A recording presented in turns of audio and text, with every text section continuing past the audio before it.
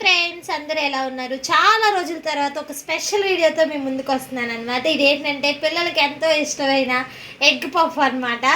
అయితే నేను ఫాస్ట్గా చూపించేస్తున్నాను మీకు. మైదా పిండిని చక్కగా కలుపుకొని ఇలా పలచటి రోటీలాగా చేసుకోవాలి. తర్వాత కొంచెం ఆయిల్లో మైదా పిండిని ఇలాగా మనం అంటే మంచి టెస్ట్ వచ్చేలాగా ఇలా క్రీమీగా కలుపుకోవాలన్నమాట. నేను ఎగ్స్ ఇలాగా ఉడకపెట్టుకొని వాటిని హాఫ్కి ఇలా కట్ చేశాను. అలానే ఉల్లిపాయలని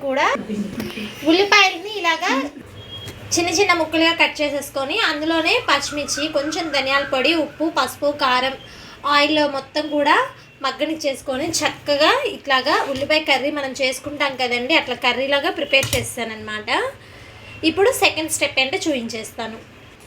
ఇప్పుడు ఏం చేయాలంటే మనం ఇలా పరోటాల్లో చేసుకునే దాన్ని అట్లా వేసుకొని పైన మనం ఏదైతే క్రీమీ స్ట్రెచర్ అనేది ఇందాక ప్రిపేర్ చేసామో దాని మీద అలా చక్కగా అప్లై చేయాలన్నమాట. మేమైతే 7 పరోటాలు చేసామండి. కొంచెం ఆయిల్ తీసుకురాపో. ఇలా చక్కగా అప్లై చేసేసుకున్న తర్వాత ఏం చేయాలి అంటే ఇంకో పరోటాని దాని మీద వేసేయడమే. ఫస్ట్ నుంచి ప్రాసెస్ చూపించుద్దామని అనుకున్నాను, కానీ పిల్లలు ఆకలి అంటున్నారని చెప్పి నేను ఫాస్ట్గా చూపించేస్తున్నాను అనమాట.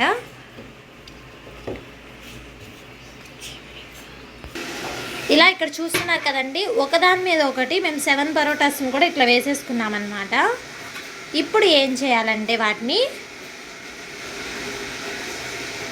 ఇక్కడ చూపిస్తున్నాం కదా వీడియోలో, అట్లా కట్ చేసుకోవాలి. ఒక చాకు సహాయంతో షార్ప్ చాకుని తీసుకోండి.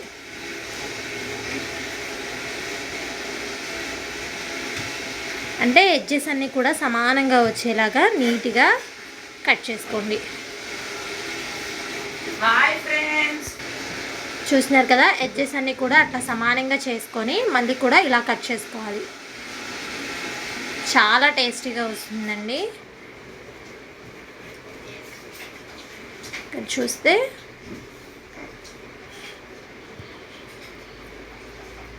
నీట్గా ఇక్కడ వీడియోలో చూపిన విధంగా కట్ చేసుకోవాలి.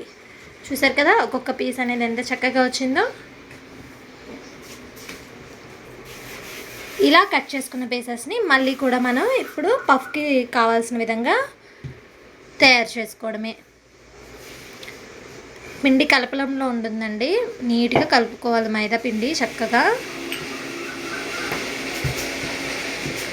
మీరు ఎన్ని చేయాలనుకుంటున్నారో ముందే డిసైడ్ చేసుకొని అన్ని పీసెస్ అవి వచ్చేలాగా కూడా ప్రిపేర్ చేసుకోండి.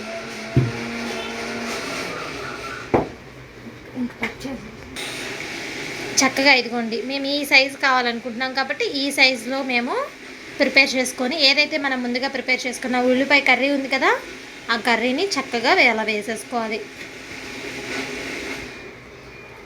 మీరు ఈ మెథడ్లో ఫాలో అవ్వండి. పిల్లలైతే ఇంకా బయట బేకరీస్లో ఎక్కడ తినరండి, ప్రతిరోజు మిమ్మల్ని చేయమని అడుగుతారు.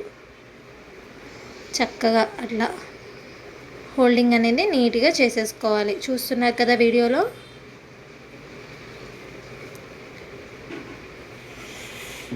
ఇది చేసేటప్పుడు జాగ్రత్తగా చేయాలండి.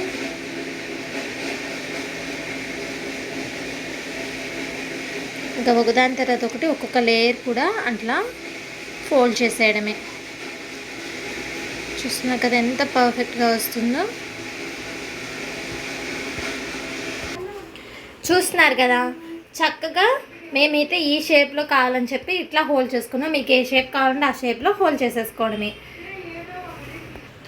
చూసారు కదా ఫ్రెండ్స్, అన్నీ కూడా ఇలా చేసేసుకున్నాం. ఇప్పుడు వీటిని చక్కగా ఆయిల్లో ఫ్రై చేసుకోవడమే. ఇంకా స్టవ్ ఆన్ చేసుకొని కడాయిలో ఆయిల్ పోసుకొని ఆయిల్ కొంచెం హీట్ ఎక్కే వరకు ఉంచుకుంటే సరిపోతుంది. మరి ఆయిల్ ఎక్కువ కాగనివ్వకూడదండి, ఎందుకంటే అవి స్లిమ్లోనే వేగాలి. చూసారు కదా ఆయిల్ అయితే కాగిపోయింది. స్టవ్ స్లిమ్లో పెట్టుకొని కొంచెం ఇలా ఒక్కో పఫ్ని ఫ్రై చేసుకోవడమే జాగ్రత్తగా.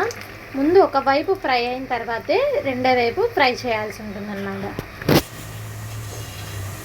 చూస్తున్నారు కదా మిగిలినవన్నీ కూడా ఇలానే ఫ్రై చేసేసుకోవాలి. మేము కొంచెం క్రిస్పీగా తీస్తాం కాబట్టి కొంచెం డీప్ ఫ్రై చేశాను. ఇక 1 by 1 అన్నీ కూడా ఇలా ఫ్రై చేసేసుకోవడమే. చూసారు కదండి, టేస్టీగా ఇంట్లోనే హెల్తీగా ఎగ్ పఫ్ అనేది మేము రెడీ చేసాం. మీకు నచ్చిన షేప్లో నచ్చినట్టుగా మనం ఇంట్లోనే హెల్తీగా పిల్లలకి చేసి పెట్టచ్చు అనమాట. ఓకే, మైదా అనేది హెల్త్కి అంత మంచిది కాదు, బట్ ఎప్పుడైనా ఒకసారి అయితే ఇట్స్ ఫైన్ కాబట్టి చేశాను. చాలా అంటే చాలా టేస్టీగా ఉంటుంది. ఇప్పుడు మా అమ్మాయి అయితే ఎప్పుడెప్పుడు తిందామా అని సాస్ ప్యాకెట్తో రెడీగా ఉందన్నమాట. ఒకసారి తనతో టేస్ట్ చేయించేద్దాం.